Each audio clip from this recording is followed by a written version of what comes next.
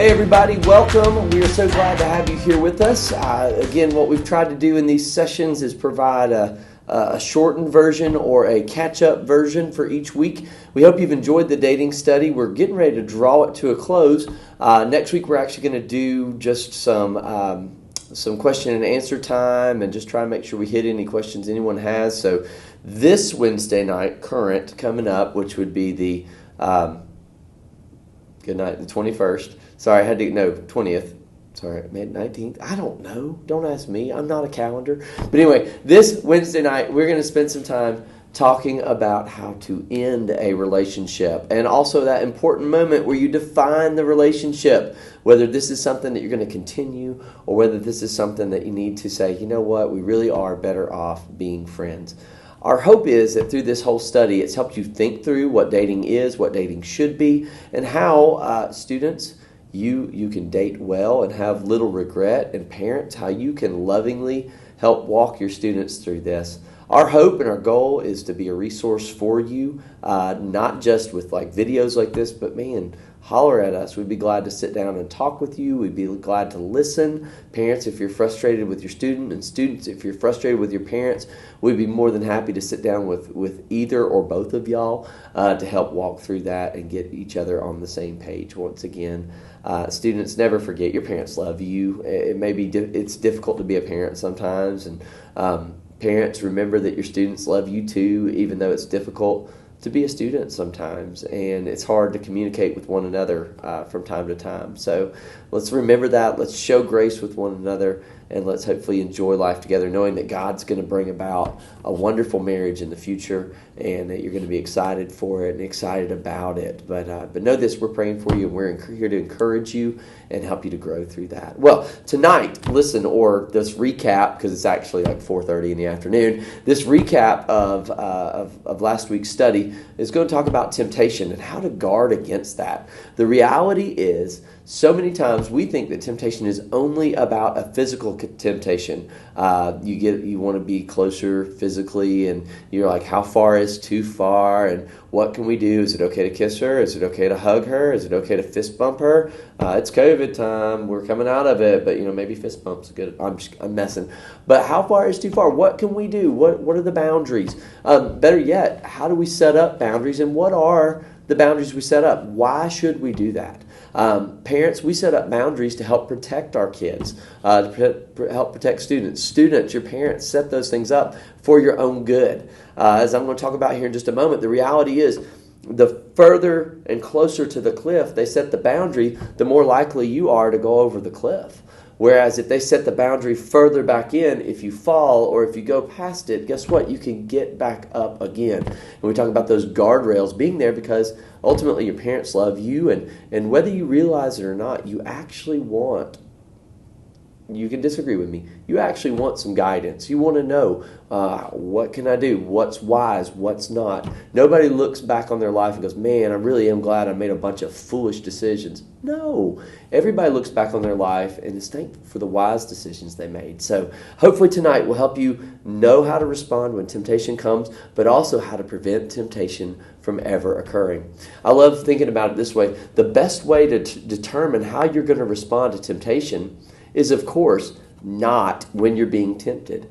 Now, reality is temptation comes in a lot of different forms and in a lot of different ways. For some people, it's tempted to eat something or tempted to say something or tempted to do something. Some, it's tempted to be emotionally tied to something. Temptation comes in a lot of different ways, but we all experience temptation. We need to know how to respond to temptation. The very first thing I want to point out and remind you of is that temptation is not the same thing as sin.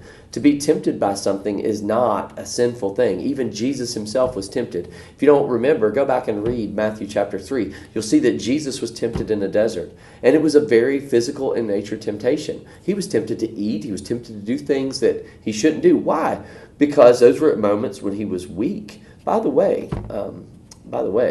That's when Satan really does attack us, isn't it? When we are weakest, when we are struggling, when we are tired, when we're weary, when we honestly should be asleep. That's when he really likes to hit us with some form of temptation. So keep that in mind and be ready and be on your guard against that. That way it won't take you by surprise. But notice this, Jesus himself was tempted, so therefore, and he was without sin, so therefore temptation is not sin. But let me caution you against something. The longer you stay in temptation, the more likely you are to succumb to it. The more likely you are to fall into what you're being tempted by. So today I want to share with you a real quick passage of Scripture found in 1 Corinthians chapter 10, verse 13. This is one of those passages of Scriptures that when I learned about it, when God just kind of reminded me about it and showed it to me in His Word, I went, oh my goodness, this is so important to know, and it's huge. So I've got just a couple quick things I want to point out. So in 1 Corinthians chapter 10, verse 13, we read these words. And Paul writes this to the church at Corinth. The church at Corinth, by the way, faced all sorts of temptation because they were coming out of a pagan society, a culture that actually praised sexual acts in so many ways. They came out of that culture into a Christ-following culture, and it's a hard transition when you leave a very worldly perspective to now pursue holiness and pursue Christ-likeness. And so the church at Corinth had a lot of issues with temptation. So it's very important that Paul wrote this to the church at Corinth, and by the way, to us as well. So in 1 Corinthians chapter 10, he writes these words, and I love it. Actually, back up and read verse 12. It says, "Therefore, let him who thinks he stands take heed that he does not fall." In other words, don't think you're above being tempted. The reality is everybody's going to be tempted, and you need to know how you can respond. You need to be humble in nature, and you need to realize that temptation can happen to even you. It's when we don't think that we can be tempted is when we find ourselves falling into temptation. So be aware of that. Look at verse 13. It says, "No temptation has overtaken you, but such as is common to man. And God is faithful and will not allow you to be tempted beyond what you are able, but with the temptation will also provide a way of escape that you will be able to endure it." Three quick principles related to this that I want to point out. And I want you to take this as a word of encouragement, but also a word of challenge and reminder. The very first one is this, the community principle. I love the way this passage begins. Paul points out that everyone, even Jesus, understands temptation. Look at what he says. He says, "No temptation has overtaken you except that which is common to man." Realizing this, even though your temptation may be in a different nature, for some of you it may be to watch or look at things that you know you shouldn't. By the way, please let somebody know about that. I know it's embarrassing. I know it's hard. But let me tell you something. Temptation thrives in secret. And when it's not known about, that is the easiest way to fall even deeper into temptation. And by the way, when it comes to pornography and things of that nature and videos and things that you know you shouldn't look at that cause you to lust and look after other things, that's giving you a poor picture of what God intended the marriage relationship to look like. It has poisoned many marriages. Why? Because men and women alike have gotten the wrong impression of what God claims and has told us is good. When it comes down to it, the relationship between a husband and wife being one flesh is beautiful and it's wonderful. It's something that husbands and wives can celebrate together. But that's where it's meant to be, between husbands and wives, not between anybody else.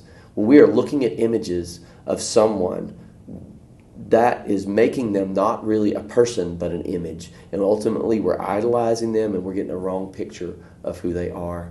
Listen, temptation comes in a lot of different forms, but the nature is still the same. We understand what temptation is, because temptation is to fulfill a legitimate need or desire in an illegitimate way, in a way contrary to how God intended that to be fulfilled. For some, it's eating things that they know they shouldn't. Why? Because they want something. They desire it, and they desire that even though that's not what's best for them. For others, again, it's this idea of lusting and wanting something that they don't have and fulfilling that in a way contrary to how God designed it to be fulfilled. But look at what it says in 1 Corinthians 10:13. It says, "No temptation has overtaken you except that which is common to man." Meaning this, everybody gets it. Everybody understands what temptation is and has to deal with temptation.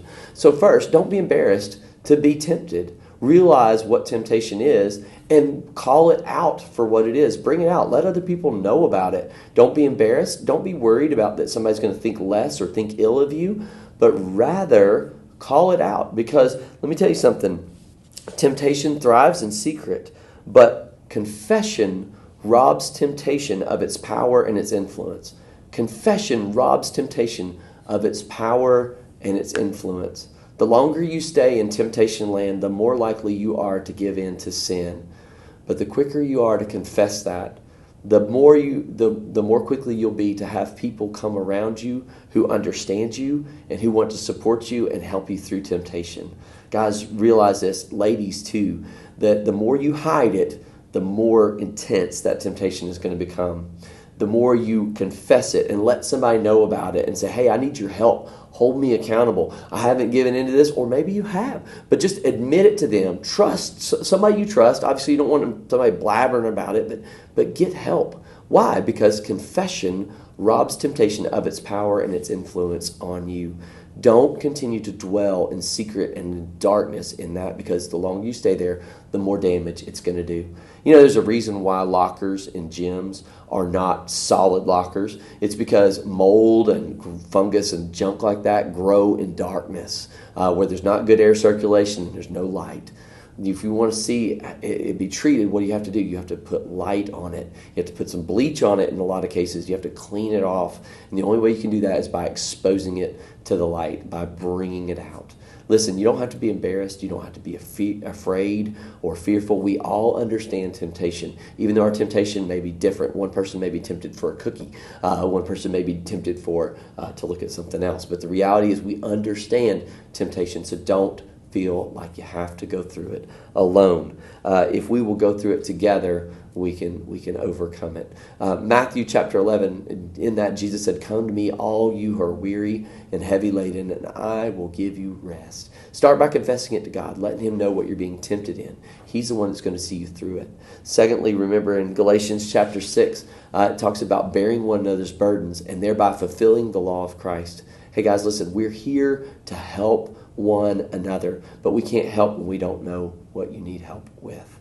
Whether it's me, whether it's Brother Matt, whether it's your parents, whether it's a grandparent, whether it's a good friend who's strong in the Lord, the reality is confess that to someone. Let them know. Don't be embarrassed and don't be judged. Rather, confess it so that we can rob it of its power and its influence on your life.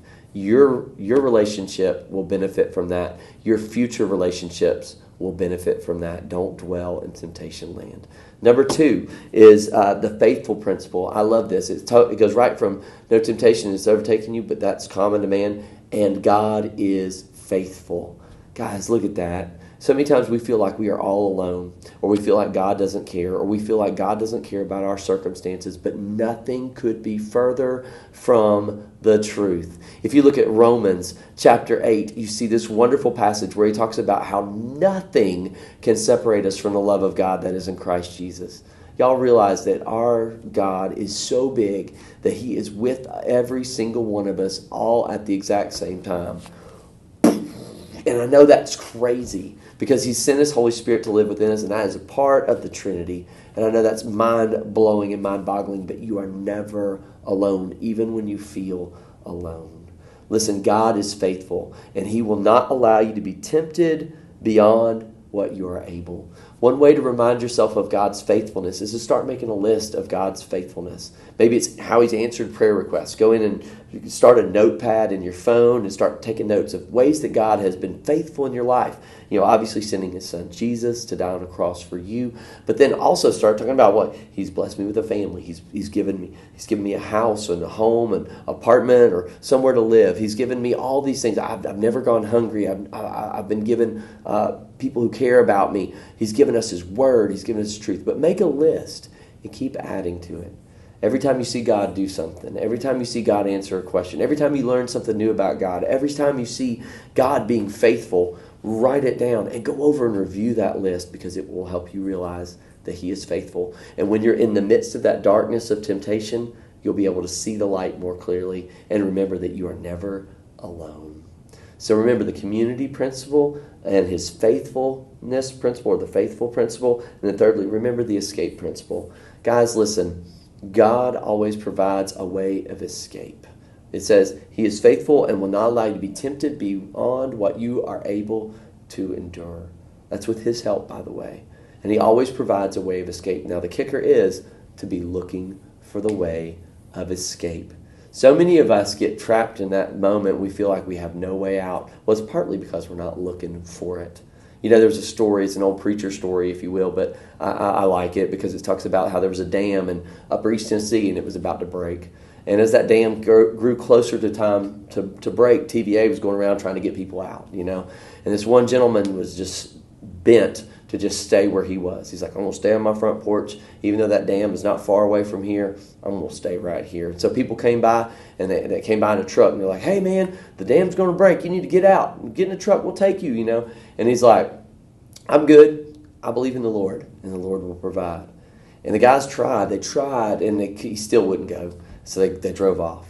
Then you know what? Before long, the water started to rise, okay? And so people came by, and they were coming by an even bigger truck, right? This bigger truck had bigger tires, and the water was starting to flood, and they're like, hey, this dam's going to break, and we got to get you out of here, buddy, because it's gonna happen. And he's like, no. I believe in the Lord, and the Lord will provide. Well, the water kept rising, and this guy comes along in a boat, and he's like, hey, come on, let's get you in the boat. Let's go. We got to get you out of here. He's like, oh, no, I'm good. See, I believe in the Lord, and the Lord's going to provide. Right? And he waited, and the water kept rising, and before you know it, he's on his roof. And then there's this helicopter, you know, going across, you know, and you see him down there, and they're going, hey, we're going to throw you a rope. And he's like, no, I'm good. We're cool. I believe in the Lord, and the Lord's going to provide. Well, before long, you guessed it, the water just rises, and he gets swept away in the current, and he dies. And then he appears before the throne there in heaven, and he's got this kind of smirk and this bad attitude, and God looks at him and says, hey, man, why are you so upset to be here? And he looks at him and goes, God, I told everybody that I believed in you and that you were going to provide. And God looked at him and says, buddy, I sent you a truck, 2 boats, and a helicopter.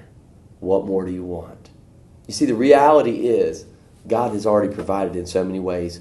But the question is, are we watching and willing to take it when it appears? I love all the different stories that you can read and see in that. But the question is, again, will we respond correctly when God provides a way of escape? Secondly, will we be looking for the way of escape? Because it's not just about seeing it, it's about taking it. It may be odd ways. It may be somebody walking through, right? And you're like, oh, well, we need to get out of here. Or it may be just a moment where you both pause and you go, oh, wait a minute, this isn't good. We're in a dark room and we're getting to go places and there's nobody here to hold us accountable. We need to go to Walmart. We need to get out of Dodge. And you realize that. It may be a moment when you're having that where you're sitting there and you're having a great time on the couch. You got your arm around her and you're like thinking, hey, this is awesome and everything else. And then suddenly you start hearing, maybe you remember a scripture passage or maybe you have a song in your head and, you know, rather than just being like, that was weird, instead go, wait a minute, maybe God's trying to get my attention. Maybe God's trying to help me go, whoa, buddy, or whoa, sister, we need to get out of here.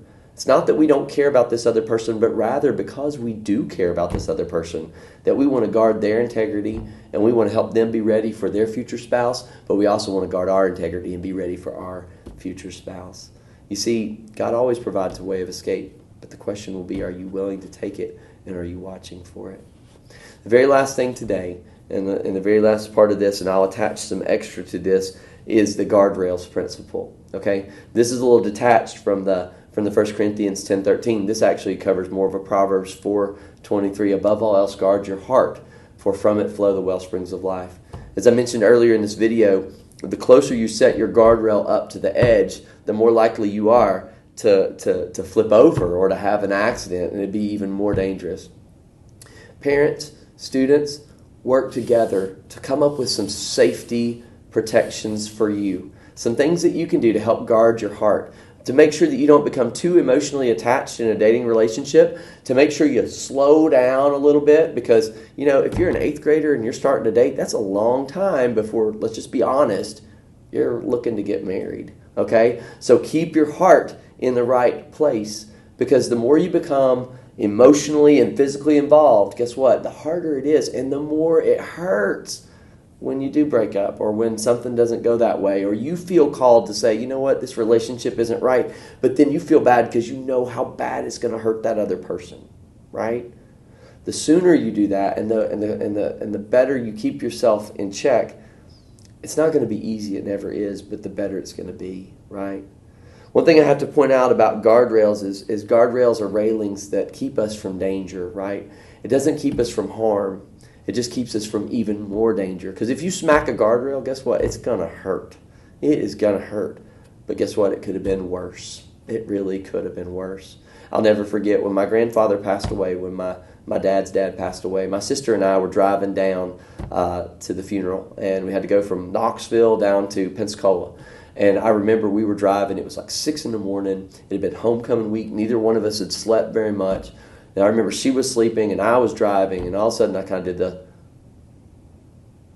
and before I knew it, I found myself kissing the guardrail, and then the car started spinning, and it was really surreal moment. Like I could feel it, and I was trying to correct, and I got spun around and got going back the right way. It was really strange.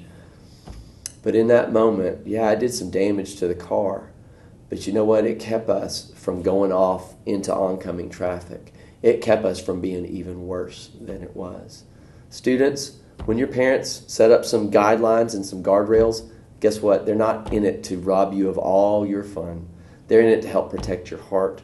They're in it to help you. If they set a curfew, or if they ask that you let them know when you're going places and where you're going to be, if they set up a standard of, hey, look, if her parents aren't home or if his parents aren't home, you don't need to be in each other's houses. You need to go to a public place. You know, if it's a, hey, you don't need to watch movies with all the lights off and you just sitting on the couch and nobody coming through. Hey, parents, by the way, you might want to find excuses to just walk through every once in a while and tell your students, I'm not trying to pick on you. I'm trying to be a lifeline for you. I'm trying to be that guardrail to help keep you from becoming either A, too physically involved, or B, too emotionally involved.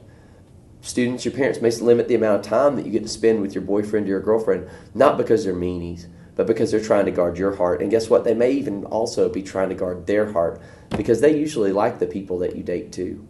And they want to make sure that they don't become too engaged, so that if you guys break up, that they're not heartbroken as well. Okay? So just keep that in mind. Have grace with each other and help each other out. Matter of fact, that's my assignment for you this week, is to talk through and think about some guardrails to set up.